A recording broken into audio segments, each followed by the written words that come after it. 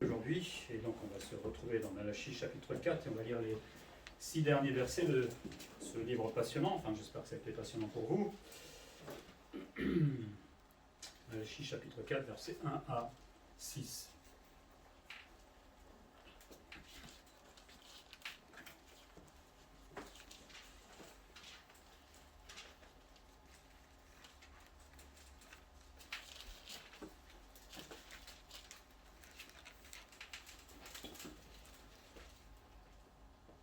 Car voici le jour vient, ardent comme une fournaise, tous les hautains et tous les méchants seront comme du chaume, le jour qui vient les embrasera, dit l'Éternel des armées.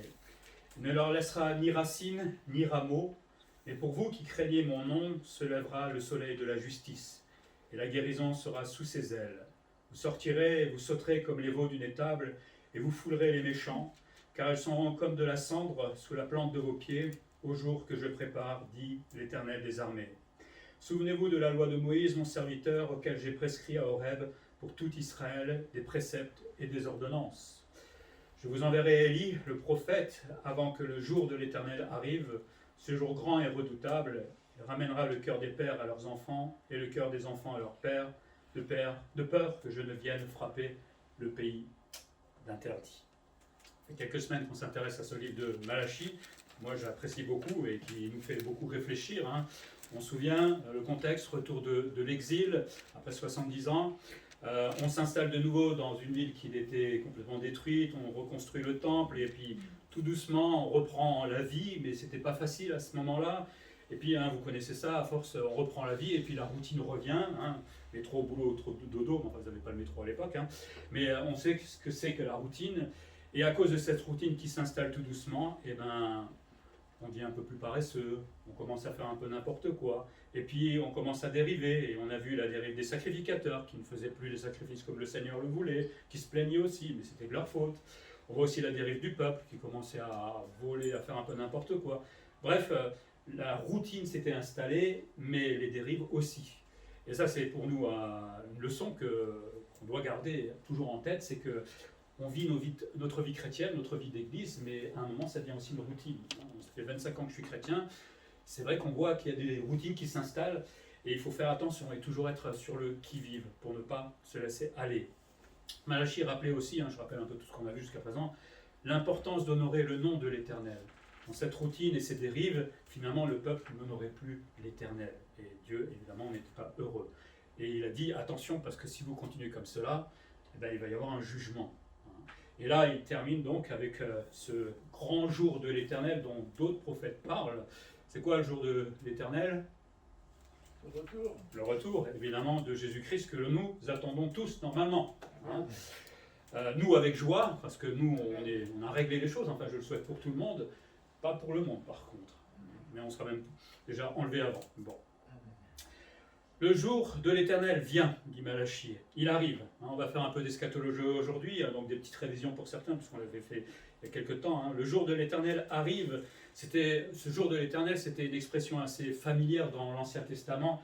Si vous avez le temps de lire cet après-midi tous les prophètes, par exemple, vous verrez que souvent le jour de l'Éternel revient. Et c'était leur façon d'exprimer que Jésus allait revenir. Alors, ils ne savaient pas exactement tout ce qui allait se passer, parce que nous, on a du recul avec la révélation de Dieu, mais ils savaient qu'un jour, il se passerait quelque chose de terrible. Ça désigne aussi la période glorieuse, parce que autant c'est pénible, ça va être difficile pour le monde de voir Jésus arriver et d'être jugé, mais ça sera aussi une période glorieuse pour nous et pour tous les saints, parce que ça sera le moment où Jésus va instaurer son royaume pour 1000 ans. Et vous imaginez ce que ça va être que d'avoir un président qui s'appelle Jésus-Christ sur la terre. Ça changera un petit peu. Ça sera un autre Emmanuel, on va dire. Mais voilà. Et avec toute la justice, on verra ça parfaite sur la terre. Il y aura ensuite une nouvelle création de la terre, on en reparlera tout à l'heure. Mais ce jour de l'Éternel s'applique aussi au jugement de la fin. Le monde aujourd'hui vit comme si tout allait bien. On ne se préoccupe de rien finalement, mais le jour où Jésus posera ses pieds à Jérusalem, là ça va être autre chose. Et le jour de l'Éternel, c'est aussi le jour de vengeance de Dieu. Aujourd'hui, les gens disent « où il est Dieu ?» Il est en colère, à ce qu'il paraît, contre le péché. On ne le voit pas. Mais quand ils auront Jésus face à face, ils ne pourront plus rien dire. Et là, par contre, ça sera trop tard. La plupart, hélas. Ce retour se fera en plusieurs étapes. D'abord le retour de Jésus-Christ. On peut aller voir dans Zacharie, dans Apocalypse, il y a beaucoup de passages. Ce jour-là, les orgueilleux seront humiliés, terrorisés, et Dieu sera élevé. Il faut imaginer, moi j'essaie de me mettre à la place de ces gens-là qui, pendant toute une vie, ont dit Dieu n'existe pas, ou qui ont lutté contre Dieu, et qui là, face à Jésus-Christ, vont devoir fléchir le genou. C'est la honte, j'ai envie de dire, totale. Et puis de se dire on s'est trompé. Enfin, j'ose même pas imaginer ce jour-là. Et en plus, avec l'orgueil qui est là, nous, on se croyait tout puissant, on était capable de tout, et là aujourd'hui, je suis obligé de m'agenouiller devant Jésus-Christ. Ça va être terrible. Ça sera un jour de ravage, de colère, un jour insoutenable, pour ceux qui ont lu déjà l'Apocalypse, on sait ce qui va se passer. Ça sera la mort de tous ces pécheurs, tous ces gens qui s'opposaient, parce que là, à la fin de la tribulation, il y en a qui vont s'opposer à Christ, mais aussi la fin de tous ceux qui ne voulaient pas tout simplement de Jésus-Christ dans leur vie, ou qui ignoraient. Ça va être un vrai carnage. Destruction par le feu, dit Malachie, des hautains et des méchants. Personne ne résistera à Christ. Aujourd'hui, tout le monde résiste à Christ, parce qu'ils ne l'ont pas en face d'eux, et ils disent oh, on n'a pas besoin de Jésus dans notre vie. Mais là, dans le carnage qu'il va y avoir, personne ne pourra lui résister. C'est le grand contraste entre la croix, où Jésus a accepté d'être cet agneau immolé, et de s'humilier devant les hommes pour qu'on puisse être sauvé, et cette fois, cette vraie colère qui va s'exprimer sur la terre. Sacré contraste, mais heureusement qu'il est allé sur la croix d'abord, parce que sinon on aurait aussi vécu ça, on n'aurait pas pu être sauvé. Les méchants, alors certains pensent qu'ils vont être annihilés, c'est-à-dire qu'il n'y aura pas d'enfer derrière, mais c'est faux, évidemment la Bible parle de l'enfer, parce que tous les méchants, tous ceux qui sont aujourd'hui en enfer, tous ceux qui vont mourir et qui refusent Christ sont en enfer en attendant le grand trône blanc, où ils seront jugés à ce moment-là, et la seule sentence qu'il y aura, ça sera d'être exclus de la présence de Dieu pour l'éternité. Et j'ose même pas imaginer ce que c'est que peut-être d'avoir des amis à qui on a parlé, peut-être des familles à qui on a parlé de Jésus tous les jours, et d'un coup ils se retrouvent en enfer en se disant mais mince, j'ai pas réfléchi à ce moment-là, ils vont passer l'éternité à dire je regrette de ne pas avoir accepté ce qu'on m'a dit et d'avoir accepté Jésus-Christ. L'enfer, on parle souvent de feu, etc., mais moi je crois que c'est le regret de se dire j'ai loupé la grâce pour l'éternité. À réfléchir ça tous les jours, ça va être terrible. Plus de racines, dit Malachie, ni de rameaux, c'est-à-dire plus de descendance pour les méchants, puisqu'on va rentrer dans le millénium, et comme tous les méchants sont détruits par le Seigneur, on va rentrer avec des croyants. Alors, il y a l'église là quelque part, on ne sait pas exactement, et là il n'y aura que des croyants qui vont rentrer, et donc forcément les méchants n'ont plus de descendance. Au fur et à mesure, les choses vont se dégrader, puisqu'à la fin du millénium, il y aura cette fameuse bataille de Gog et Magog, donc ça signifie qu'il y aura certainement de nouveau des méchants. Mais bon. Deuxième étape, donc l'établissement du royaume, qu'on appelle généralement le millénium. Malachie dit la justice sera instaurée pour ceux qui craignent Dieu. Vous vous souvenez, dans les chapitres précédents, on parle toujours d'un petit reste, même dans les autres prophètes, il y a toujours un reste, et ce sera tous ceux qui sont justes, évidemment, qui vont accepter Jésus-Christ. Je pense qu'au moment où Jésus va descendre sur la terre, comme dit Zacharie, une partie va le reconnaître, puisqu'il va avoir les mains percées, et ils vont reconnaître Jésus-Christ, celui-ci qu'ils ont refusé. Et là, une partie va se convertir. Ça sera un beau moment de voir des Juifs accepter Jésus-Christ dans leur vie. On sera là pour le voir en plus. Et donc, il parle de ce soleil de justice. Le soleil de justice, c'est une expression qu'on appelle apax. C'est-à-dire que c'est la seule fois dans l'Ancien Testament. Alors, certains pensent que ça peut désigner Christ ou Christ en Dieu. D'autres pensent que ça peut concerner le jour de l'Éternel en général. Dans le royaume, la justice va pénétrer. C'est peut-être plus une image comme le soleil. Puisque Christ est maintenant le roi, comme le soleil nous fait du bien, et ça donne la chaleur, cette justice va pénétrer le royaume et la terre, et va finalement faire du bien. Vous imaginez vivre en France où tout est juste, parfaitement juste? Ce serait bien, Peut-être qu'on aurait à craindre nous aussi, parce que des fois on se croit juste, mais on n'est peut-être pas aussi juste que ça. Mais là, face à l'Éternel, tout sera absolument parfaitement juste, et donc peut-être l'image est là que ça va faire du bien comme la chaleur du soleil. La guérison sera sous ses ailes ou dans les rayons du soleil, selon les traductions. Ça se rapporte au pouvoir reconstituant de la justice de Jésus, qui sera comme les rayons du soleil. Le peuple sera restauré et renouvelé spirituellement. Jusqu'à présent, on vivait dans le péché, on ne savait pas exactement où on était, mais là, tous ceux qui se seront convertis, peut-être nous-mêmes en tant que chrétiens, mais nous on a déjà été transformés, mais tout ça sur la terre va faire du bien finalement. La justice de Jésus-Christ va restaurer des choses sur la terre, ça va être fabuleux et ça va être bienfaisant surtout. On voit d'autres expressions dans les autres prophètes, par exemple dans Ésaïe 9, 1, En parlant de la venue de Jésus, on parle de lui comme une grande lumière qui vient, hein, ou plus tard, dans le chapitre 42, la lumière des nations.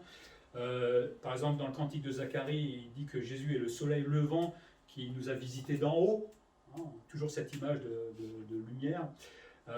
Jésus-Christ dans Pierre est appelé l'étoile du matin, une espèce d'éclairage qui va paraître au jour de l'Éternel.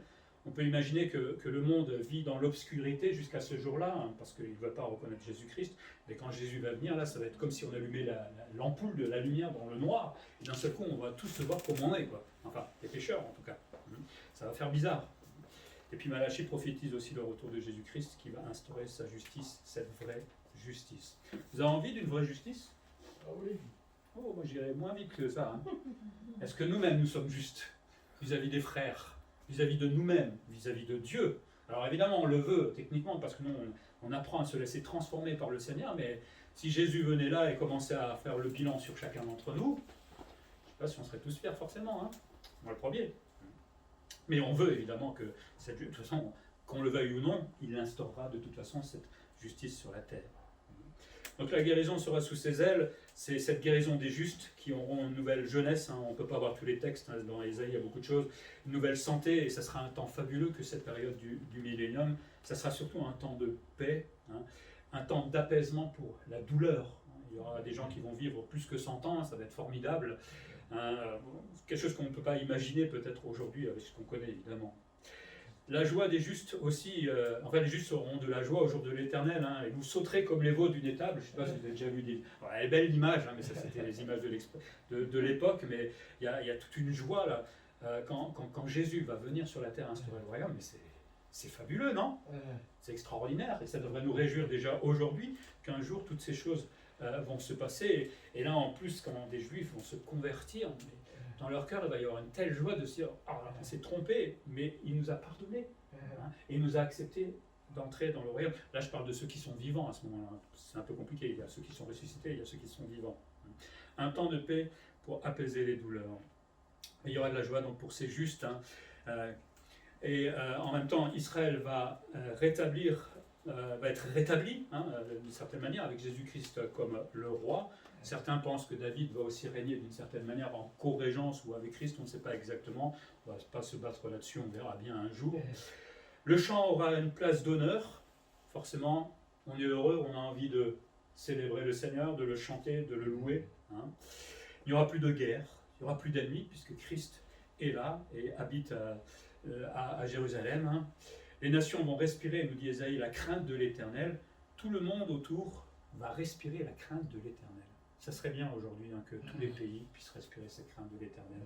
Peut-être il y en a qui connaissent Dieu au travers de religions ou de certaines choses, mais ils ne craignent pas Dieu. Parce que sinon, les choses changeraient dans le monde. On aiderait les pauvres, on arrêterait de courir après l'argent. Hein. La crainte de Dieu, ça change complètement notre façon de vivre et de voir les choses. Et donc forcément la gestion, si je suis président. Hein. Tout le monde sera soumis à Christ. Hein. Selon Ésaïe, rien d'impur n'entrera dans Jérusalem. C'est difficile à imaginer ça aujourd'hui, hein, mais rien d'impur. Et Zacharie dit que toutes choses seront consacrées à l'Éternel. Tout, absolument tout, va rayonner, hein, pour le Seigneur. Formidable. Et il dit, vous foulerez les méchants, ils seront comme de la cendre sous la plante de vos pieds. On voit le contraste là entre la joie des justes et de voir le millénaire instauré et la désolation de tous ceux qui ne voulaient pas de tout cela. Tous ceux qui ont refusé Christ. Hein. La cendre sous les plantes de pied. Mais là, évidemment, c'est la victoire finale, enfin totale, j'ai envie de dire, de Dieu. Elle n'est pas tout à fait finale, puisqu'il y a encore Gog et Magog, mais une victoire en tout cas pour Dieu, qui finalement nous donne aujourd'hui de l'espérance. Hein. Des fois, on regarde le monde et on dit, ça fait 2000 ans qu'il dit qu'il revient, et il est où? Pauvre Paul qui croyait que ça allait arriver de son époque. Et c'est vrai, mais en même temps, quand on désespère un petit peu comme ça, on reprend les Écritures, et on se souvient qu'un jour Jésus va vraiment venir.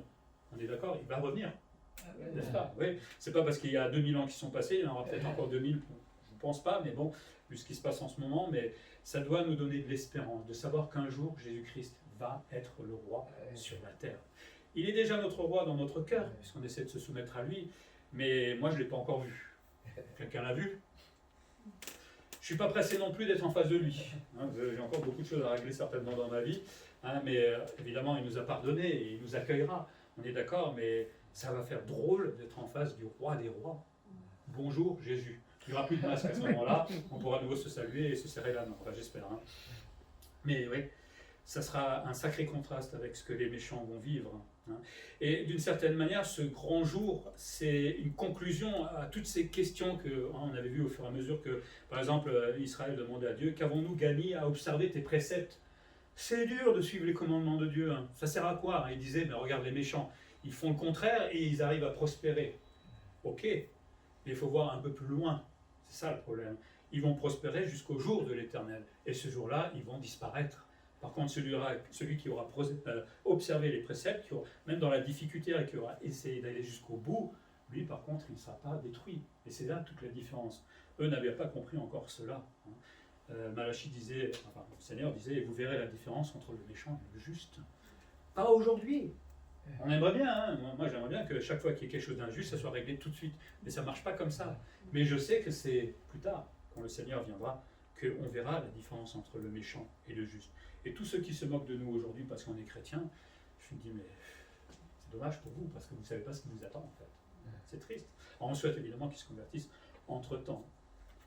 Et la troisième étape, hein, là il faut aller dans 2 Pierre, Apocalypse, c'est la destruction de la terre et les cieux. Hein. À la fin du millénium, je l'avais dit, il y a cette fameuse bataille de Gog et Magog. Satan réunit, il semblerait, des gens qui s'opposent tout simplement à Dieu. Et dans cette fameuse bataille, Dieu va envoyer un feu et Satan sera jeté pour toujours dans les temps de feu et on n'en entendra plus jamais parler. Ce sera un beau jour, non? Merci. Alors on ne va pas qu'accuser Satan, hein, parce que nous-mêmes nous faisons des dégâts avec notre péché. Hein. On n'a pas besoin forcément de Satan. Le millénium est un peu la preuve, hein, pour les théologiens, puisqu'il n'y a que des justes qui rentrent là-dedans. Satan est lié pendant 1000 ans, il n'a pas donc d'action possible. Et pourtant, à la fin, on retrouve des gens qui s'opposent à Christ à cause de leur péché. Évidemment, Satan, quand il sera relâché, va profiter de les séduire pour les amener avec lui pour battre Jésus-Christ. Mais on voit qu'on n'a pas besoin de Satan pour faire le mal, hélas. Alors évidemment, il n'aide pas, hein, ça c'est clair. Donc, destruction de la terre, avant de juger les impies au gros trône blanc, hein, résurrection de tous ceux qui n'ont pas accepté Christ. On ouvrira des livres et puis Dieu et Jésus-Christ surtout va les juger et leur dire ben, vous n'avez pas voulu de moi et vous partirez pour l'éternité en enfer. C'est bien triste. Puis Dieu va créer des nouveaux cieux, une nouvelle terre. La mer ne sera plus. On n'a plus besoin d'aller dans le sud pour aller à la mer, hein, dans ce cas-là, hein, c'est bien. Alors je ne sais pas, il y aura certainement des cours d'eau, je ne sais pas comment ça va être, mais ça va être certainement formidable. Et cette fois, on ne détruira pas tout ça à cause de notre péché, puisque le péché s'est réglé une fois pour toutes. J'aime bien tirer des leçons pour nous, hein, de Malachie. Cette période, hein, qu'on a vu s'appelle la tribulation. Elle commencera par l'enlèvement de l'Église, hein, on est pré-tribulationnistes ici. Il y aura cette fameuse tribulation pendant 7 ans où il va y avoir des choses absolument délirantes, j'ai envie de dire, mais surtout l'expression de la colère de Dieu qui va s'abattre sur la terre. Et tous ces hommes qui, face à Dieu, clairement, hein, savent que c'est lui qui fait ça, vont quand même s'opposer à Dieu. Je sais pas, moi, Dieu, il est immense, on ne peut pas comprendre. Comment moi, tout petit que je suis, je peux dire à Dieu, attends, je n'ai pas envie de toi. Alors, on l'a fait pendant un moment, mais peut-être pas en connaissance de cause. Mais là, c'est frontalement. C'est ça qui est terrible. Hein. Et puis il y aura des cataclysmes, il y aura plein de choses terribles, et l'Antichrist qui va prendre le pouvoir, qui va se faire adorer par la terre entière. Enfin, ça sera un moment. Vous savez, on dit des fois c'est difficile aujourd'hui, mais alors, c'est rien aujourd'hui, hein, par rapport à ce qui va se passer là. Et puis finalement, à la fin de cette tribulation, Jésus qui va revenir. Expression visible de la colère de Dieu. Hein. Aujourd'hui, elle est invisible, mais en lisant l'Apocalypse, on peut comprendre combien Dieu n'aime pas le péché. Il n'aime pas. Hein. C'est horrible. Forcément, il est saint. Et sa sainteté ne peut pas protéger le péché. Moi, je me dis souvent que Dieu nous aime tellement, mais à cause de nos péchés, il était un peu bloqué. Heureusement qu'il a donné Jésus-Christ pour qu'on puisse de nouveau aller vers lui. Hein. Mais ça doit être frustrant d'aimer quelqu'un tellement, mais de ne pas pouvoir l'approcher. Ça doit être frustrant. Je parle avec mes mots. Hein. Je n'ai pas ces sentiments-là, mais c'est un peu l'image qui est là. Ce jour vient donc, nous dit Malachie, et ce n'est pas que lui qui le prophétise, ça a été prophétisé depuis longtemps. Et pour nous aujourd'hui, en se disant que ce jour terrible va arriver, qu'est-ce qu'on doit faire? Se préparer. Pardon? Se préparer. Se préparer, ça c'est clair. Normalement, si on est converti, on est prêt. Mais on doit avertir les autres. Évangéliser, dans la mesure où ils veulent bien nous écouter. C'est notre rôle d'ambassadeur de Christ de parler de cette réconciliation. Parce qu'eux vont connaître. Vous savez, on parle des autres, mais ça peut être dans ma famille, ça peut être mon époux, mon épouse, mes enfants. Oui, mais à réfléchir, quand Jésus viendra, c'est fini, c'est trop tard. Hein. Il use de patience aujourd'hui, mais quand ça viendra, et ça sera trop tard. Avant le jour de l'éternel et aussi la mort, hein, parce qu'on peut mourir aussi. Donc il faut évangéliser, dans la mesure où les gens veulent bien nous écouter, à nous de propager la grâce de Jésus-Christ et ce salut. Alors pour nous aussi, en tant que chrétiens, j'ai dit tout à l'heure, le temps passe, entre l'annonce des prophètes et l'accomplissement. C'est vrai qu'on pourrait se demander à un moment, est-ce que c'est vrai que Jésus va revenir?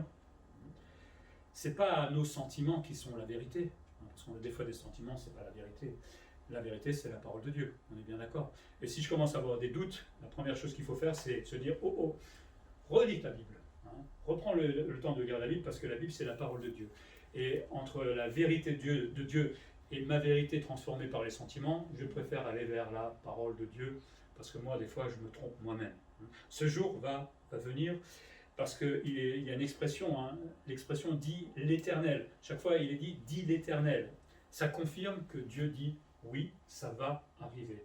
Que ce soit dans un temps ou pas un temps, ce n'est pas le plus important pour nous, c'est que Dieu est instigateur de toutes ces choses-là et elles vont véritablement arriver. Donc si on a des doutes des fois, ça nous arrive tous, hein, c'est bien, ça veut dire qu'on a la foi, quelque part, mais souvenons-nous que la parole dit la vérité et surtout l'Éternel a dit que ce grand jour allait arriver. Au verset 4, Malachi dit qu'il faut se souvenir des ordonnances de Dieu. Je pense qu'il fait un résumé par rapport à tout ce qui a été dit depuis le début. Hein. Dieu demande de se souvenir de la loi qui a été donnée à Moïse à Horeb, hein, ou à Sinaï, c'est la même montagne. Tous ces commandements que Dieu a donnés, les préceptes et les ordonnances que finalement ce peuple, dans la routine, avait tout doucement oublié de suivre. C'est pareil pour nous en tant que chrétiens. On connaît un tas de choses, enfin j'espère, de la Bible, mais on n'est pas toujours à y penser forcément. Et puis dans la routine, hein, on est bien, hein, on est tiède, on se laisse un petit peu aller, je n'ai pas besoin de prier tous les jours, je n'ai pas besoin de lire la Bible. Puis au fur et à mesure, on ne se rend même pas compte que finalement c'est bien une habitude et qu'on oublie les préceptes et les commandements de Dieu. Malachi dit que c'est des commandements pour tout Israël, hein, ce n'est pas que pour une partie, c'est tout le monde qui devait obéir au Seigneur, et quelles que soient les générations. Forcément, quand on connaît un peu l'histoire d'Israël, c'était pas très fidèle là-dedans, mais on n'est pas mieux parfois. Et surtout, il rappelle que cette loi a été donnée par Dieu, ce Dieu tout-puissant que les Juifs à ce moment-là narguaient, avec toutes leurs questions. Hein, tu nous aimes, qu'est-ce que tu fais pour nous, etc. Eux avaient reçu les commandements directement de ce Dieu tout-puissant, et malgré tout, ils remettaient toujours tout en question. C'est triste, hein, de narguer Dieu à ce point-là. Malachi dit, souvenez-vous des paroles et des actes de Dieu. Ça veut dire, arrêtez-vous à un moment, et c'est bien de faire le bilan, on l'avait dit, c'est bien de s'arrêter dans notre course chrétienne, de faire un point d'arrêt et de faire un bilan. Où est-ce que j'en suis vraiment avec le Seigneur? Parce que quand on court, on ne peut pas faire ça. Hein. Des fois, on se dit, bon, qu'est-ce qu'on est des bons chrétiens, hein. Mais si Jésus venait me faire le vrai bilan, là, hein, un audit, comme on dit, est-ce que ça serait la même chose? Je ne suis pas sûr. Hein, parce que des fois, on s'abuse soi-même. Hein. Donc, souvenez-vous des paroles et actes de Dieu, prenez le temps de faire un bilan et ensuite agissez en conséquence. Hein. Normalement, on devrait le faire régulièrement, ça de s'arrêter et se dire où j'en suis avec le Seigneur. Mais la routine est là, hein, les choses vont tellement vite. Il dit, souvenez-vous de la loi, la Torah à l'époque, hein, permet aussi de prévenir contre toute infraction. Quand je connais la parole de Dieu et que je m'en souviens, surtout, je vais aussi éviter de faire des bêtises. D'accord? Des fois, on la connaît, on fait quand même des bêtises. On se met tous en colère, des fois. Hein. Quelqu'un qui se met plus en colère ici? Ça nous arrive encore tous, et pourtant on le sait. Hein. Mais à force de se souvenir, on va se laisser travailler par le Seigneur. Et on va prévenir justement de toutes ces difficultés qu'on a dans notre vie. Vous savez, la colère, c'est pas un truc qu'on aura forcément tout le temps. Ça évolue, hein, quand on se laisse faire par le Seigneur. Et on en arrive à un moment où on peut ne plus se mettre en colère directement. C'est formidable, hein, quand on arrive à se maîtriser. Ah, c'est bon, hein. Moi, on ne dit pas des bêtises. Moi, j'aime bien apprendre à me maîtriser parce que j'aime pas demander pardon après pour mes bêtises. Chacun son truc. Mais la loi a été donnée aussi par Moïse, qui était serviteur de Dieu. Et là, il fait un contraste avec tous les versets précédents. Hein. Regardez Moïse qui obéissait. Il n'était pas parfait. Hein. Il a désobéi une fois et ça lui coûtait cher. Mais regardez l'obéissance de Moïse comme serviteur de Dieu. Et regardez-vous comme peuple toujours en train de désobéir, me narguer, moi l'Éternel. Quel contraste entre les deux. Pour nous, évidemment, on n'est plus sous la loi, comme eux l'étaient à l'époque, mais le Seigneur nous demande toujours d'obéir à sa parole. Hein. On doit se souvenir que c'est Dieu qui exige, c'est pas le pasteur, c'est pas ceux qui, de temps en temps, prêchent ou font des études bibliques. Nous, on dit simplement ce que la Bible dit, et c'est la Bible qui ordonne au peuple d'obéir et d'obéir à ses commandements. Et Malachie nous montre là l'importance de cette obéissance. Des fois, on se laisse un petit peu aller dans ce domaine, dans notre vie de sanctification. On dit, ouais, le Seigneur est amour, hein, il m'aime, donc je peux un peu me laisser aller. Ouais. Mais là, Malachie montre l'importance de cette obéissance, parce que derrière, si on se laisse un peu trop aller, il y a la punition. Mais la punition, elle n'est pas tout de suite. Et c'est ça où on se trompe des fois, parce qu'elle est à venir. En tant que chrétien, je peux me laisser aller aujourd'hui tranquillement dans ma vie en me disant « ouais, Dieu m'aime, etc. Demain, je vais essayer de m'améliorer. » Mais je fais ça parce que je ne vois pas encore la punition, le tribunal de Christ, pour ceux qui sont chrétiens. Hein. Mais quand je serai en face de Jésus-Christ, là, ah mince, j'ai loupé le coche. Je me suis un peu trop laissé aller. Hein. Donc quand on se laisse aller aujourd'hui dans notre vie chrétienne et qu'on ne voit rien se faire parce que Dieu ne nous reprend pas forcément directement, ça ne veut pas dire que Dieu agrée. C'est ça la différence. C'est à nous de nous remettre en question. On sait très bien ce que le Seigneur veut. On sait très bien qu'on se laisse un petit peu aller. Hein. Et n'attendons pas à la fin pour être évalué par le Seigneur durement. Changeons aujourd'hui. Et le plus grand commandement, c'est peut-être pas forcément pour nous, mais c'est soyez réconciliés avec Dieu. Là, je pense qu'on s'adresse plus pour ces Juifs là, qui désobéissaient de plus en plus, parce que si vous ne vous réconciliez pas avec Dieu, vous allez être jugé tout simplement. Il n'y a pas autre chose. C'est aussi l'amour de Dieu que de juger. Dieu n'est pas qu'amour, il est aussi juste. Et les deux sont absolument liés. Nous, on l'a dit, on passera devant le tribunal de Christ. On a cette routine de chrétien. Et cette routine fait que parfois on devient religieux. Ou parfois on a l'impression d'être né de nouveau et on devient religieux et on est dans l'église. Mais on n'est pas sauvé. Et là, c'est à nous de nous poser la question, on en est vraiment avec le Seigneur. Est-ce que je suis devenu religieux, soit un faux religieux dans le sens où je ne suis pas né de nouveau, soit un vrai chrétien né de nouveau, mais qui, à cause de la routine, fait les choses parce qu'il faut les faire, tout simplement.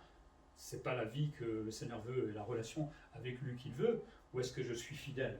Quand on parle de fidèle, personne n'est parfait, on est bien d'accord, mais on veut tendre à cette fidélité. On veut faire plaisir au Seigneur. Mais n'attendons pas d'être devant Christ au tribunal pour commencer à nous remettre en question. Si je lis ma Bible tous les jours, si je prie, normalement cette remise en question devrait se faire régulièrement. Des fois, on n'a rien changé parce qu'on est correct, mais si je lis la Bible, je m'arrête de temps en temps et le Seigneur me parle, et donc il faut que je m'améliore dans certains domaines. Mais faisons-le aujourd'hui avant que ça soit trop tard. Obéir au commandement, pour Malachie, évitera le jugement, mais surtout, et ça c'est peut-être pour nous, quand on obéit au Seigneur, qu'est-ce qu'on fait? On honore Christ. Et il y a un leitmotiv chez Malachie, c'est que vous faites tout mal et finalement vous honorez pas votre Dieu. Vous venez donner des sacrifices, vous essayez de faire plein de choses pour Dieu, mais vous ne l'honorez pas. Ça ne sert à rien de faire des choses religieuses. Ça ne l'honore pas. Ce qu'il veut, c'est une vie qui est conforme à ce que le Seigneur veut. Et c'est comme ça qu'on honore Dieu. Ce n'est pas en faisant des chants de louanges, etc. C'est une vie conforme au Seigneur. Et puis une troisième chose, c'est, Malachie dit, c'est une dernière chance avant le grand jour de l'Éternel. Dieu est patient, hein. C'est Pierre qui le dit. Dieu est patient parce que il pourrait dire maintenant c'est fini. Il a envoyé Jésus-Christ. S'il avait fait ça il y a 50 ans, peut-être un peu moins de 50 ans, je ne serais pas sauvé. Peu de gens ici seraient sauvés. Vous imaginez? Heureusement qu'il est patient. Et donc il parle de ce fameux Élie, on en a déjà parlé, donc je vais résumer un peu ce qu'on avait vu, qui est l'Élie de Malachie 4. Alors il y en a qui pensent que c'est un premier accomplissement qui s'est réalisé en Jean-Baptiste, que Jésus va reconnaître un peu comme cela. D'autres pensent que c'est Jean-Baptiste lui-même, mais Jean-Baptiste dit « je ne suis pas ce Élie », en tout cas pas l'incarnation physique. On commence à poser la question. Peut-être d'autres pensent que Élie, ce serait Jésus-Christ, qui est cette double venue qui a été refusée au départ, puisqu'il dit que l'Élie va être refusé, et qui reviendrait à son retour. D'autres pensent aux deux témoins dans la tribulation qui vont défendre le parvis du temple. Là, peut-être, c'est peut-être un peu plus juste, parce que Élie, le prophète, n'a pas connu la mort et il a été emporté par un char de feu. On sait que ces deux témoins vont lutter pour défendre, vont mourir, mais ressusciter au bout de 3 jours et demi. Pourquoi pas? Écoutez, on ne va pas se battre ce matin, on verra bien ce qui va se passer. En tout cas, cet Élie va venir. Il viendra avant le jour de l'Éternel, donc ça nous donne un point chronologique. Ce grand jour redoutable, qui est redouté par les injustes, comme dit Malachie, mais un jour attendu par les justes, où la vraie justice va être établie sur la terre. Cet Élie va venir, et qu'est-ce qu'il va faire? Il va ramener le cœur des pères à leurs enfants, et à celui des enfants à leurs pères.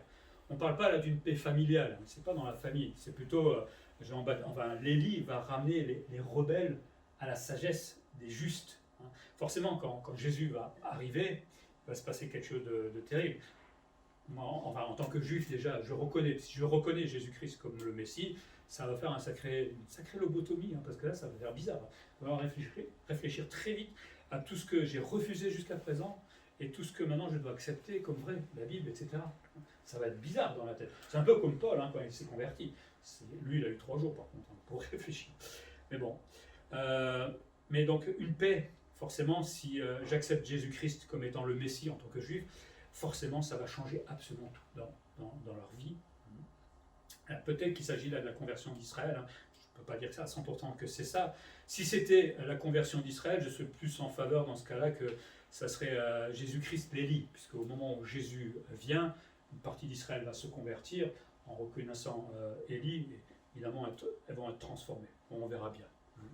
Et dit de peur que je vienne frapper le pays d'interdit. Ça, c'est pas une expression nouvelle, c'est employé déjà dans l'Ancien Testament, frapper d'interdit ou d'anathème, c'est-à-dire de malédiction. On voit souvent que cette malédiction était prononcée contre les idolâtres. Forcément, les Juifs qui refusent le Messie, avec leur Dieu, sont en train d'idolâtrer, parce que ce n'est pas le vrai Dieu, quelque part, qu'ils sont en train de suivre. Et avec tout ce qu'ils ont inventé en plus, leur religiosité.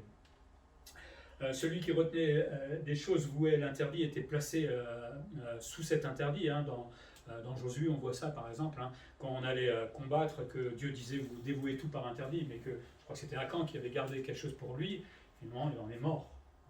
Quand Dieu prononce une malédiction, c'est absolument terrible. Certains pensent que cette malédiction, il faut se remettre à l'époque de Malachie, il va y avoir Jésus qui va revenir, le peuple l'a refusé comme Messie, et en l'an 70, Titus, un empereur romain qui est venu et qui a détruit Israël, et qui a détruit le temple, et qui a fait que Israël parte en diaspora. Peut-être c'est la concrétisation de cette prophétie, mais on n'en est pas forcément sûr. Il y a une autre traduction, de peur que je ne vienne frapper le pays d'interdit, d'autres traduisent comme vous ne voudriez pas que je vince. L'idée c'est attention, parce que vous savez très bien ce qui va arriver quand moi je vais venir. Les Juifs connaissaient l'Éternel parce qu'ils ont tout le patrimoine passé. Ils savaient ce que Dieu a fait quand ils étaient partis 70 ans en exil. Ils savaient ce que Dieu avait fait et ce que Dieu pouvait faire quand on lui désobéissait. Ils sont revenus de l'exil et ils ont recommencé à faire exactement la même chose.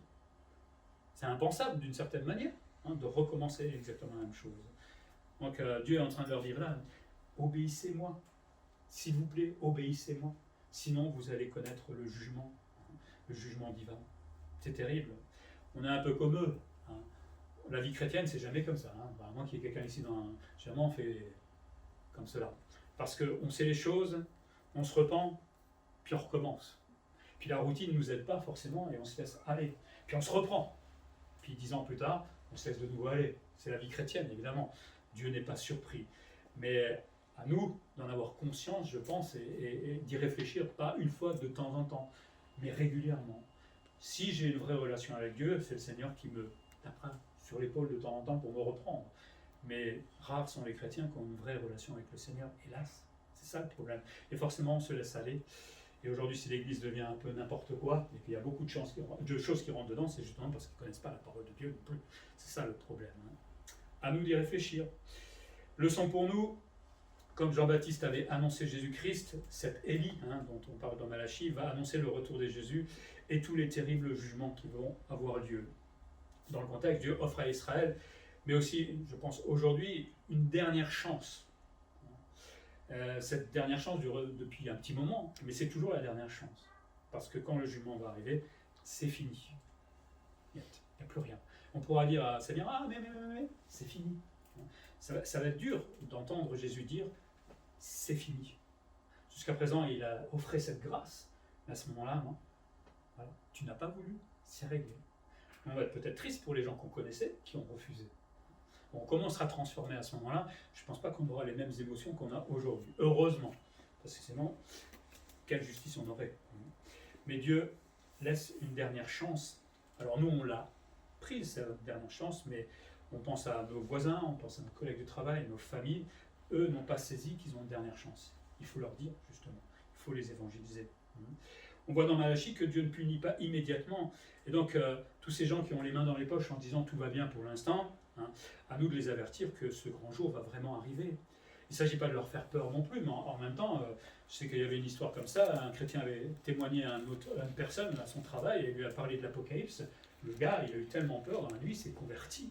Il ne faut pas que présenter le Dieu d'amour, il est gentil, il est mimi, il nous aime, etc. Il faut dire aussi qu'il y a un jugement au bout. On avait refusé une fois dans un prospectus que j'avais fait à l'époque pour évangéliser, de dire que l'homme allait être condamné. Là, on dérive parce qu'on préfère présenter le Dieu d'amour qui nous aime et qui est tellement bon pour nous. Mais il est juste, on l'a dit aussi. Et ce Dieu d'amour aura la même justice et condamnera les gens aussi sévèrement qui nous aiment, clairement. Et ça, les gens ne le comprennent pas. Donc il est important de craindre ce grand jour de l'Éternel, pas pour nous, mais pour nous, ça devrait nous donner du zèle et de l'amour pour ces âmes qui sont perdues autour de nous. C'est vrai qu'on essaie de témoigner, et, les gens n'écoutent pas. Bon, c'est pas notre faute dans ce cas-là. Nous, on a fait notre rôle. Il y en a qui vont écouter, donc il ne faut pas non plus désespérer. Vous êtes là. La preuve, c'est qu'à un moment, quelqu'un vous a parlé peut-être de Christ, on m'a parlé de Christ et on a accepté. Donc on n'est pas désespéré non plus. Et je pense que ça va devenir de plus en plus difficile. Mais on doit appeler ces gens à être prêts et avoir plus de zèle peut-être dans notre évangélisation. Ça nous rappelle aussi, et j'aime le livre de Malachie, qui est vraiment Jésus. Parce qu'on parle de Jésus à tort et à travers dans l'Église. Jésus il m'aime, Jésus il m'aide, Jésus ici. Jésus condamne. Jésus à l'épée, il condamne. Il va tuer des gens. Soyons clairs, Armageddon, c'est un massacre. C'est le même Jésus. Ouais. C'est bien d'y penser de cette manière-là, parce qu'on a tendance à diminuer tellement Jésus comme un Jésus mignon, tout gentil, qui accepte tout, qui pardonne tout, etc. Non, Jésus est juste aussi, et ne pardonne pas le péché, c'est clair. Et il ne pardonne pas si j'ai une vie de chrétien, clopi-clompant, et je m'en fiche complètement. Il ne pardonnera pas, et on l'a vu dans Malachie, si je ne veux pas servir le Seigneur, ou si je m'en fiche de mon don. Que ce soit dans les dons spirituels, mais aussi dans les offrandes. On a vu toutes ces choses dans Malachie. Non, le Seigneur ne s'en fiche pas de toutes ces choses-là. Et à nous de nous réveiller aujourd'hui en nous disant, mais ah oui, Jésus, c'est pas le tout mignon là. Non, Jésus va juger aussi et va m'évaluer en tant que chrétien. Et ça ne va pas être drôle l'évaluation, à mon avis. Il faut le prendre un peu plus au sérieux, je pense, parfois. Mais Dieu avertit toujours. Ça, vous lirez de début à la fin de la Bible. Dieu avertit toujours avant de juger. Quelle chance on a, parce que Dieu aurait pu dire dans ses décrets, je vais juger sans les avertir. Et il n'y aura plus personne sur la terre. Mais Dieu avertit. Il laisse un temps. Et les gens, à un moment, ne pourront pas dire à Dieu, ah mais je ne savais pas. Vous savez, je crois qu'aujourd'hui, la Bible est diffusée de mille et une manières. Comment quelqu'un peut dire, je ne sais pas ce qu'est la Bible aujourd'hui? C'est impossible. Et pourtant, il y en a qui le disent, ou qui ont une mauvaise foi. Mais Dieu avertit toujours avant de prononcer son jugement, à nous de faire comprendre qu'il faut en tenir compte. Parce que ça va arriver. Et quand ça va arriver, ça va être terrible.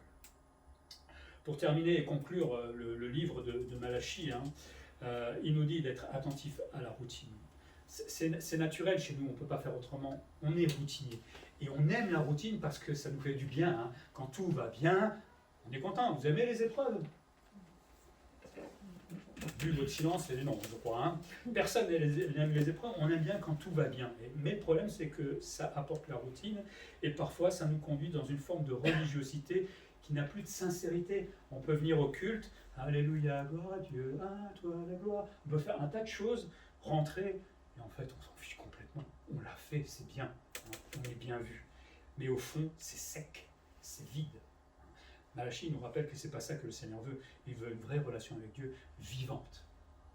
À nous de tenir compte dans notre vie chrétienne de cette routine, à la refuser et à nous réveiller de temps en temps, pour justement avoir une vraie relation. Autre chose que nous apprend ce livre de Malachie, c'est que le nom de l'Éternel doit être respecté, honoré. Respecter le nom de l'Éternel, c'est quelque chose qui lui tient absolument à cœur. on ne peut pas être parfait, personne ne peut être parfait là. Mais si j'évalue ma vie, comme on l'a vu tout à l'heure, que j'ôte cette routine, que je commence à avoir une vraie relation avec le Seigneur, je vais encore tomber, c'est pas ça le problème. Mais si je suis sincère et que je veux avancer, là j'honore le Seigneur. Je l'honore par ma présence dans l'Église, je l'honore par l'étude de sa parole, je l'honore dans la prière qu'on peut avoir dans l'Évangile, je l'honore pas. Et forcément je serai évalué à la fin au tribunal de Christ. Bon, à chacun de voir ce qu'il veut. Hein. Dieu demande aussi d'être fidèle dans les sacrifices. Aujourd'hui, notre vie devrait être un sacrifice. Il demandait à l'époque de l'être dans ses sacrifices, puisqu'il venait avec des bêtes mal formées, etc. Et Dieu ne voulait pas de ça, en fait. Hein. Mais aujourd'hui, nous aussi, notre manière de vivre est une forme de sacrifice, et on peut venir avec Dieu, devant Dieu comme une bête chétive, hein, en vivant que la moitié de ma vie chrétienne, peut-être. Dieu regarde aussi nos offrandes, c'est-à-dire tout ce qu'on garde comme argent pour nous. Vous savez, on peut amasser de l'argent, mais vous n'allez pas partir avec, ça ne sert à rien. Le Seigneur nous donne, il le dit, pour qu'on investisse dans son œuvre, pour que justement d'autres puissent bâtir des églises, envoyer des missionnaires et faire un tas de choses pour le Seigneur et pour son service. Dieu offre une chance à tous de ne pas subir son jugement. Quand le jugement va arriver, personne n'aura le droit de dire « c'est injuste ». Personne. De toute façon, ils ne pourront même pas le dire, ils n'ont pas le temps. Et nous-mêmes, en tant que chrétiens, on ne pourra pas dire que c'est injuste. Même si c'est des gens de notre famille. Hein. J'avais une fois une conversation dans une autre église, les gens pleuraient presque parce qu'ils se disaient mais c'est injuste parce qu'ils sont dans notre famille, mais ils vont mourir, ils vont partir en enfer. Mais oui, c'est leur choix. Qu'est-ce que vous voulez que je dise? C'est pas injuste. Pour nous, c'est compliqué avec notre cœur. Mais devant Dieu, ce n'est pas injuste. Et il faudra accepter cela aussi. Mais ils ont la chance aujourd'hui d'accepter sa grâce. C'est pas injuste, justement. Quant aux chrétiens, soyons-nous à l'image de Christ, enfin au moins tendons à cette image, parce qu'on ne sera jamais comme Christ évidemment, et honorons-le, Seigneur, par notre vie. Quand on dit Seigneur, ça veut dire qu'on veut le suivre, qu'on veut marcher derrière ses pas, et que quand il nous ordonne, eh ben, on obéisse tout simplement à ce qu'il nous demande. Que le Seigneur nous aide à vivre comme cela. Il y a du travail encore, je crois, pour chacun d'entre nous, hein, mais ce n'est pas désespéré. Hein. On va sortir de notre routine et on va essayer d'obéir au Seigneur. Prions. Seigneur, merci pour ce livre de Malachie qui est un vrai électrochoc si on l'étudie en profondeur pour, à l'époque évidemment, ces juifs, mais pour nous aussi en tant que chrétiens, qui nous rappelle qu'on peut vivre la vie chrétienne, mais tout doucement nous laisser aller dans une forme de religiosité, de facilité, parce que tout va bien, tout simplement autour de nous, parce qu'on aime bien se plaindre, ou te critiquer, enfin. Seigneur, oui, électrochoc, parce que tu veux qu'on en prenne conscience, qu'on se réveille tout simplement dans l'Église et qu'on marche selon ta volonté. Ce n'est pas difficile, tu le dis, il suffit d'obéir à tes commandements, peut-être à nous repentir aussi, à nous évaluer, à accepter ta vérité dans nos vies, quand tu mets l'éclairage, cette lumière justement, pour que nous puissions être repris, accepter de nous humilier devant toi, Seigneur, et marcher plus fidèlement. Nous pensons aussi à ce monde qui vit tranquillement sa vie, croyant que tout va bien et qui ne se rend pas compte du carnage qui les attend, Seigneur. Évidemment, on ne le souhaite pour personne et nous prions que nous puissions avoir des moments dans la semaine où nous pouvons témoigner, Seigneur, où nous pouvons parler de ta parole. Évidemment, ils ont leur choix à faire, mais voilà, donne-nous des âmes à rencontrer durant cette semaine, Seigneur, et nous puissions leur parler de ta grâce, de ton amour, de ton jugement, tout simplement. Nous nous réjouissons qu'un jour tu reviendras, Seigneur. C'est évidemment notre plus grande joie, d'abord d'être enlevé, évidemment, mais de devoir instaurer ton royaume sur la terre avec une justice absolument parfaite, totalement incompréhensible pour nous aujourd'hui, mais cela se fera et nous nous réjouissons pour cela. Que ton nom soit glorifié, Seigneur, dans chacune de notre vie et aussi dans cette Église, pour ta gloire, Seigneur, en Jésus-Christ.